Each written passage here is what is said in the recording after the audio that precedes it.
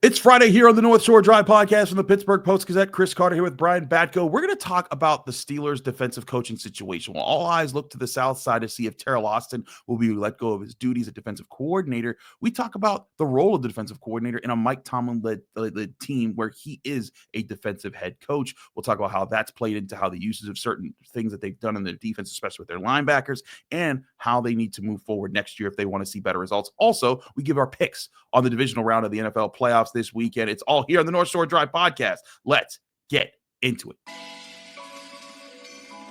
You are now listening to the North Shore Drive podcast, a show on all things Pittsburgh sports from the writers of the Pittsburgh Post-Gazette, hosted by Christopher Carter.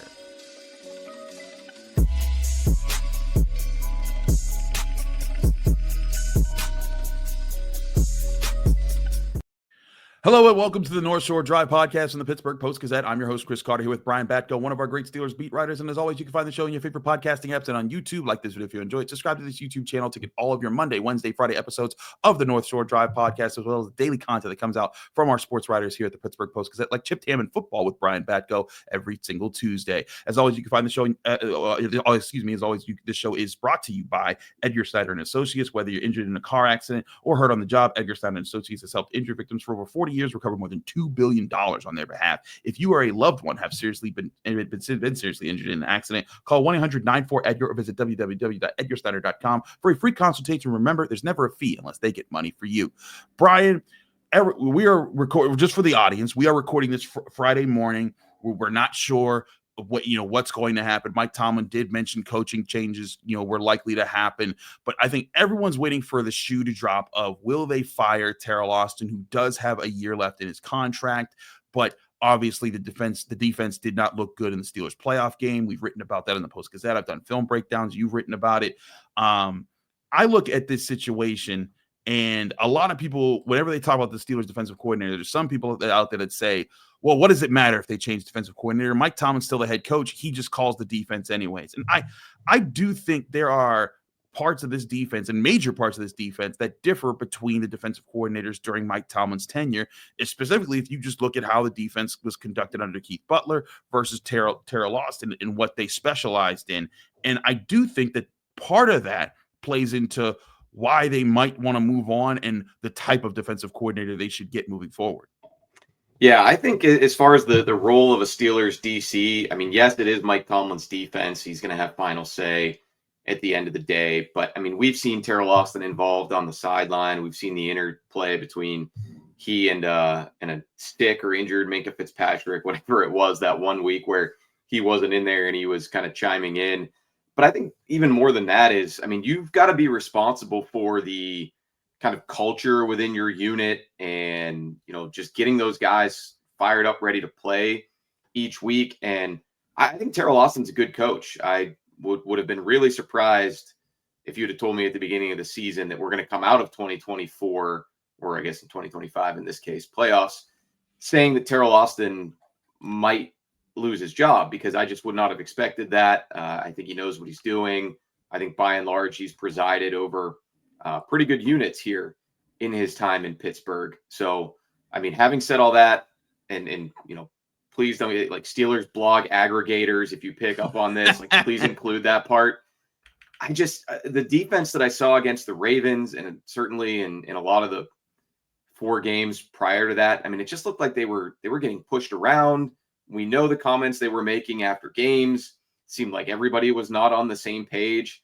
That is literally coordination. That is what goes into kind of coaching up, that group. So I don't know if it's just his message isn't getting through to them anymore, if they need a different voice in there. And I would say, I mean, even if he does stay in his role and Mike Tomlin and the Steelers still believe in him as the head of that unit, as the defensive coordinator, maybe you need to do what you did a couple years ago and bring in a senior defensive assistant who can put a fresh eye on things or have a fresh message to get across to a bunch of guys who are pretty talented, but as they've said themselves, don't always seem to be on the same accord. And, the biggest indictment, and, I think some people would say this with their chest, and I'll just kind of say it as like a maybe, because you always have to be careful about calling these things out, if the effort was lacking or waning, especially in the biggest game of the season, then that's a huge problem. And that makes you really kind of question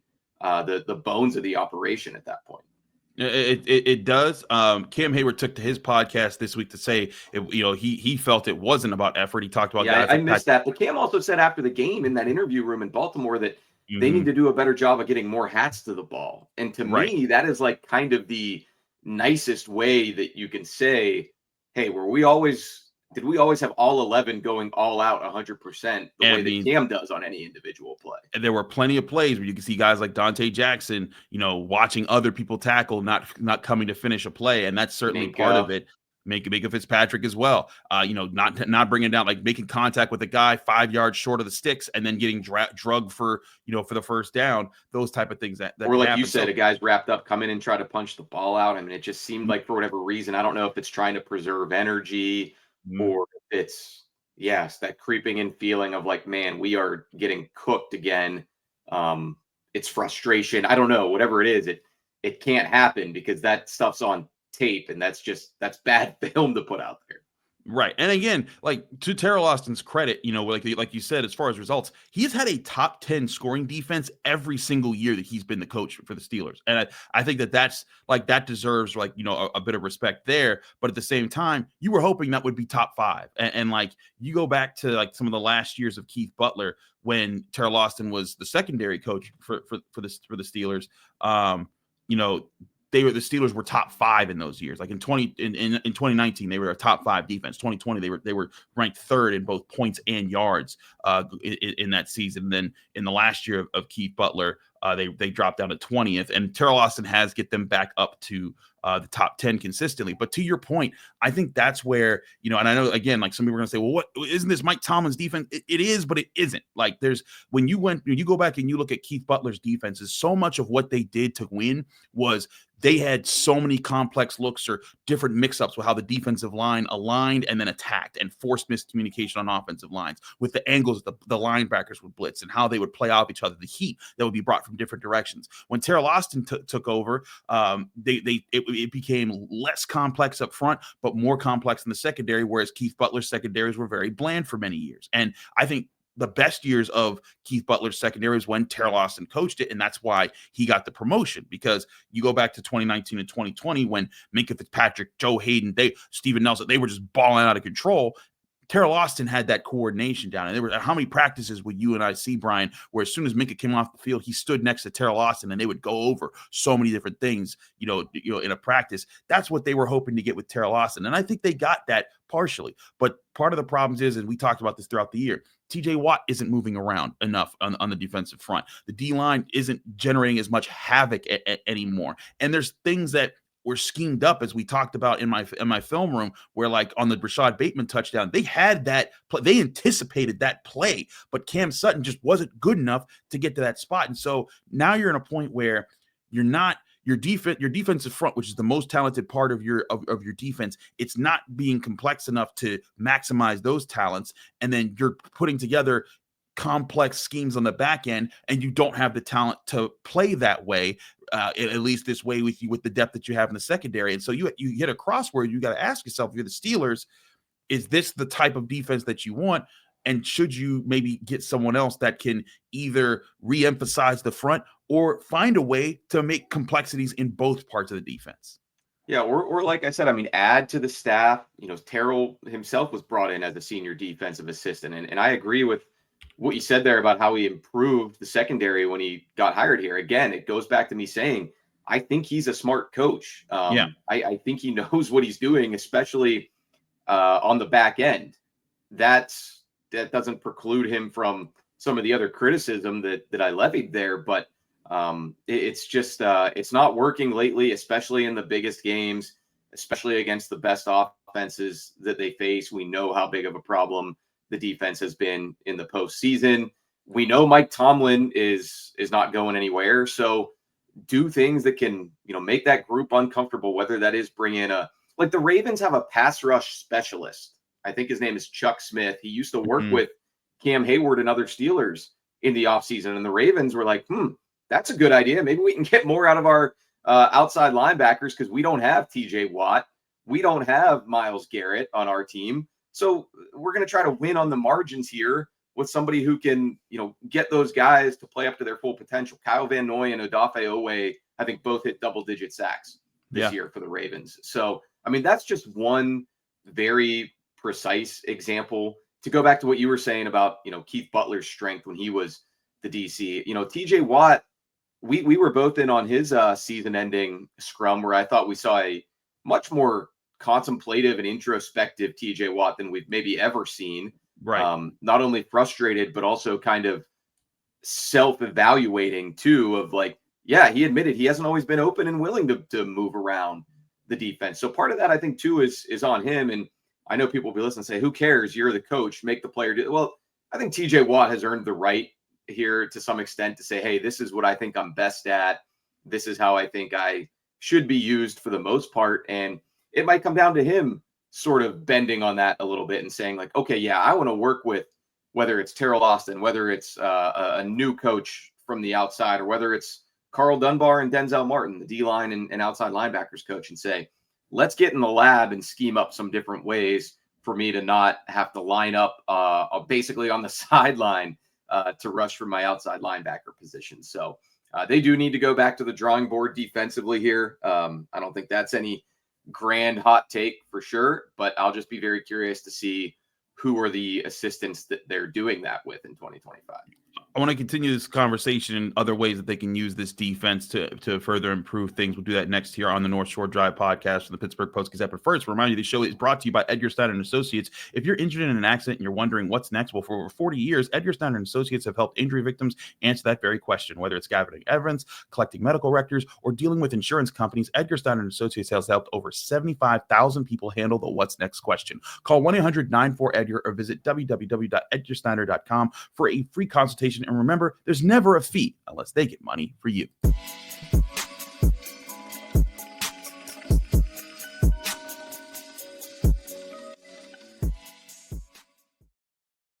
Back here in the North Shore Drive podcast from the Pittsburgh Post-Gazette, Chris Carter, Brian Batko. Brian, just continuing this discussion about the defensive coaching, and you brought up several different position coaches there.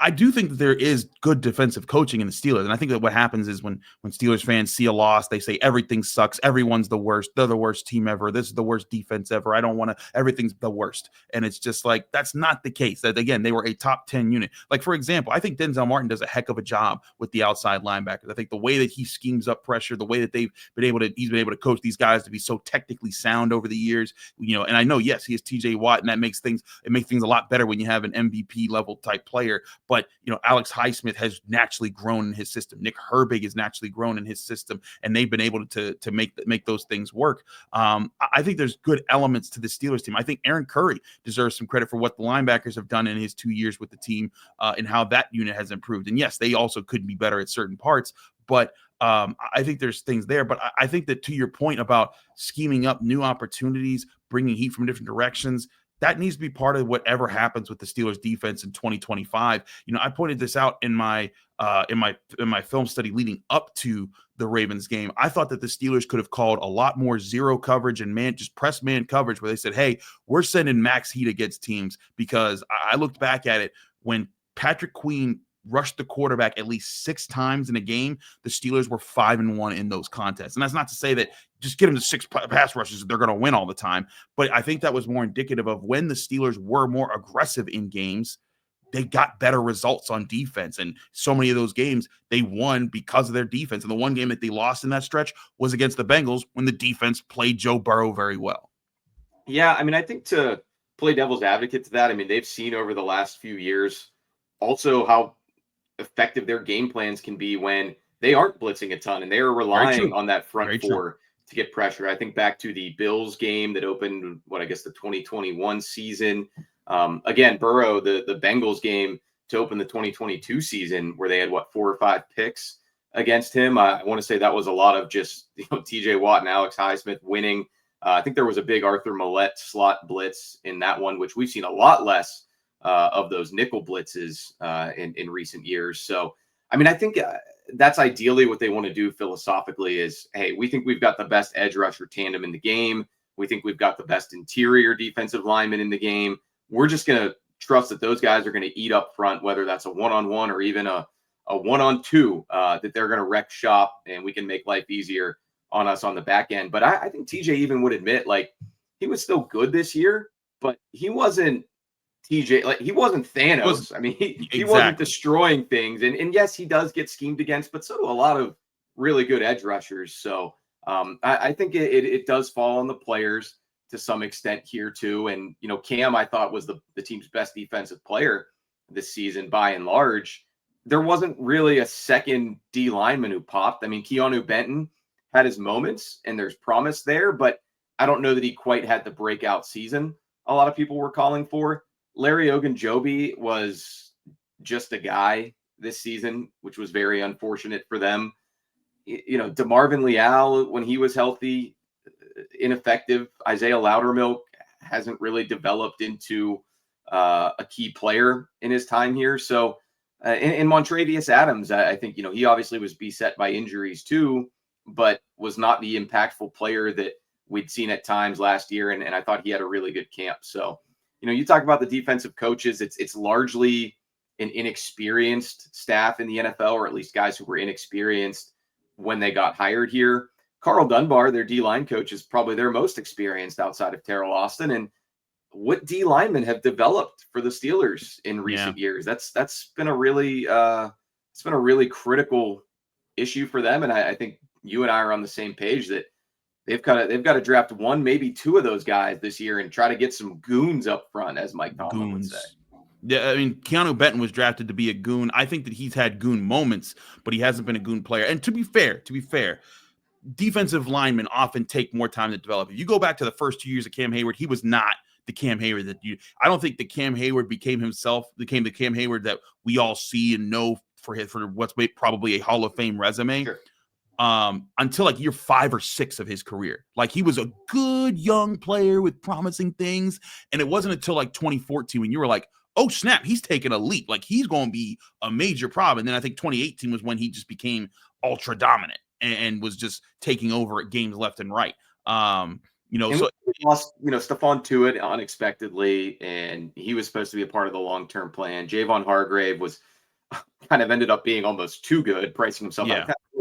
You can only make those excuses for so long. At some point, you got to develop other people, bring new guys into the pipeline, and that's pretty sorely lacking right now for the Steelers, I think. Yeah, I mean, that's the thing. I think that's why they signed Larry Ogunjobi, was to kind of buy them time with a vet, and clearly that didn't exactly work the way they wanted to, because Larry Ogunjobi had definitely underperformed when you look at his overall numbers. And so, like, you know, maybe if you're looking at a Keanu Benton, maybe if you're looking at, you know, and guys like Isaiah Loudermilk, and maybe Isaiah Loudermilk just will never be good, but they've been trying to find those low investment guys that they could develop into being a solid part of the rotation who can develop that. And it hasn't been a thing. So maybe that's where some change could happen as well in this defense. In this draft, I'd love to see like a big, you know, Cam Heyward type of dude that Isaiah Loudermilk was hopeful to be, and also like a smaller,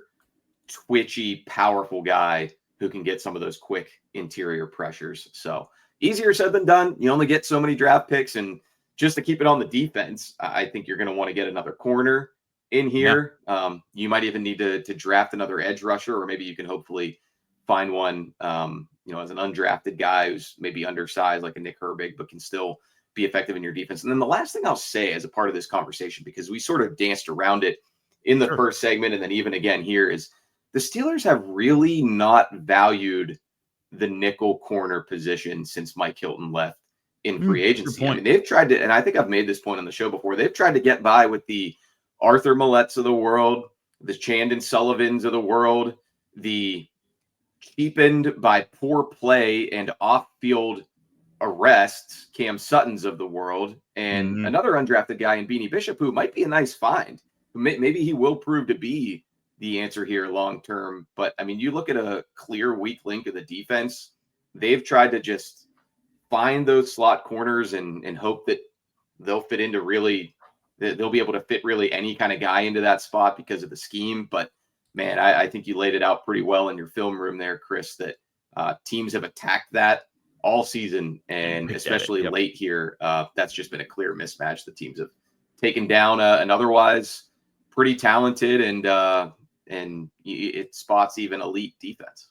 Exactly, and that's where I think that it's something that's cost the Steelers. I think Beanie Bishop could, had some really good moments, but maybe it would take some investment there. And I think that's where it's tough to just go into this season and just think, oh, you just draft a wide receiver, everything will be fine. No, they have several things that they need to address, especially on the defensive side of the ball, with a lot of things. But we'll have plenty of time to go over that. Again, we are recording this before. Well, in the morning of Friday, we are expecting, if there are going to be some moves, that they'll happen. They'll happen soon-ish in the coaching staff. We will keep it here with the Pittsburgh Post-Gazette on all of those. But we got to take a break. When we come back, I want to talk to Brian about our picks for this weekend. The playoffs are still going on, so we're going to give our outlook as far as how they'll continue. We'll do all that next year on the North Shore Drive podcast of the Pittsburgh Post-Gazette. Chris Carter, Brian Batko. But first, I want to remind you, this show is also brought to you by Savina's Can and Gallucci. They're your mesothelioma and asbestos lawyers with over 85 years of experience. Call them today for a free consultation. That's Savina's Kane and Gallucci. We're also brought to you by Moon Township Honda, where you can get your new Honda vehicle at 5802 University Boulevard in Moon Township or at moonhonda.com on their website. Here's a message from our friends at Moon Township Honda. It's that time of year again to get the Honda of your dreams during Happy Honda Days, where you'll find great offers on a sporty new Civic, spirited Accord, fun to drive HRV, and versatile CRV. So don't wait. Turn your holiday dreams into reality with a new Honda named KBB.com's best value brand. Buy online, reserve from select dealers, or visit your local Honda dealer today.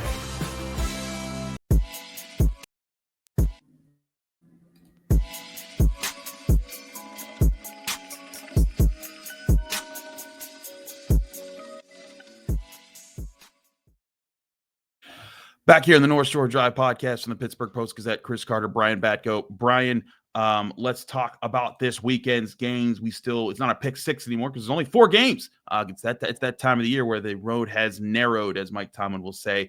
Let's start off this weekend. Now, we did do our brackets at the last week, where I did say if Jalen Hurts played, I was switching to the Eagles, and I did switch to the Eagles as soon as I saw that he was going to play. And boy, is it a good thing I did that, because they demolished the Packers. But now this weekend's set up, and I think there's the one upset that we saw last week that I think neither of us predicted was the Texans beating the Chargers and beating them soundly. And now they head into Kansas City as 8.5-point underdogs. Brian, do the Texans go on a Cinderella run and stun everyone here with a major upset, or do the Chiefs just continue to be the Chiefs? Sometimes in a game like this, I think you can get swept up in the momentum of a team.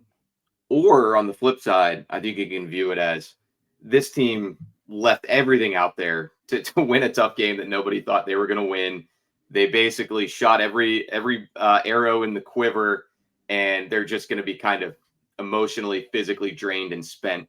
I especially lean toward that way when I think it's a team that's just not that good and has a lot of issues, health-wise and all. So I think the Texans actually go into Arrowhead and get trounced by a Chiefs team that is, I've seen people say, are the Chiefs going to be rusty?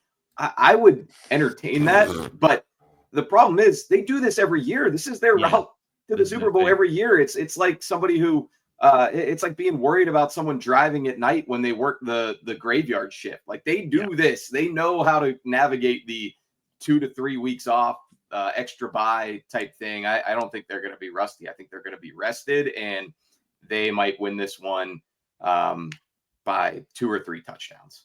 I agree. 8.5 points ain't enough. The Chiefs are going to roll in this one. People have been saying all year they still, and in Andy Reid's career, I think he is 7-1 in playoff games where he's coming off a bye, whether it's with the Eagles or the Chiefs. The only time he's ever lost was to Mike Tomlin Steelers, which was the Steelers' last playoff win. And who was their QB that day? Alex Smith. That's right. Okay, it wasn't Mahomes. I knew that. It was the year before. It was the year before they drafted Mahomes. They were still a top 12 offense. They still had a top defense. But yeah, that's the only time he's ever lost at home. Even without Patrick Mahomes, he has been dominant in that spot. I expect them to dominate the Texans again this weekend. But let's go to the other Saturday game, because that was Saturday at 4:30. Saturday night, it's Commanders at Lions. And this could be a really interesting matchup, Brian, because Jaden Daniels has played at a really high level. He's boosted up Commanders fans left hand up. They're feeling it right now with what they're doing. But the Lions, they've been my team of destiny since before the season even started. I think this is they're on the bye week. They've gotten some chance to rest guys. I think they're 9.5-point favorites. I don't think that they'll cover that spread, but I think that they'll get a win against what I think will be a competitive Commanders team. Yeah, I agree. I think that's too many points. I think this Commanders team is hot right now.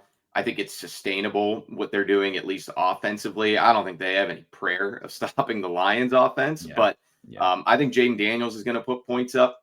I think, the Lions love to play that aggressive, man coverage on the outside. I think Jaden Daniels, Cliff Kingsbury, Terry McLaurin, even De'Ami Brown had a breakout game finally for them last week. I think they might get cooking, and there could be a lot of points scored in this one. But no, I don't think the Lions go down at home to a Washington team that's still kind of like young, frisky, happy to be there vibes. And I would look to them making more of a leap next year than this year. The Lions, they got to capitalize right now on this window. No, agree. They got to strike now while the iron is hot. Plus, those assistants, they're both getting interviewed for head coaching jobs. Ben Johnson and what's his name? Aaron Glenn. Yeah, I think he'll get jobs this year. And so I do think this is the time for them to go get it done. But again, I think that the Lions, they've been that team all year. I'm right with you. I think they get the win. I had them losing in this divisional round, but that's when I thought the Vikings were going to be playing them. So that just goes to show you how your bracket can get busted when you make NFL picks before the playoffs. Wait, so you had Eagles Vikings in the NFC Championship game? I did, yeah. Damn, that's tough. That's tough.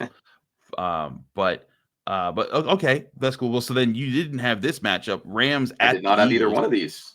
Because the Vikings would have blown that whole ship up. Dang. But Rams at Eagles here. The Rams, I said the Rams were a dark horse, man. I was like, Matt Stafford, that team, they got young pieces on it too. They're working things. They were going to find a way to win. But I think that their Cinderella run has gone. It will be done after one game, and not after one game. They had to fight tooth and nail to get to the playoffs. They had a really rough start, lots of injuries to the start of their season. They ended up with the same record as the Steelers. They just happened to be in a much worse division in the NFC West and win their division with a 10-7 record, and then get to host a playoff game against Sam Darnold, and then get to expose Sam Darnold for being Sam Darnold in that game. They will not get that opportunity this game. The Eagles will dominate the trenches. They'll find a way to win. Eagles are 6.5-point favorites. Give me more. I think they win by more than that.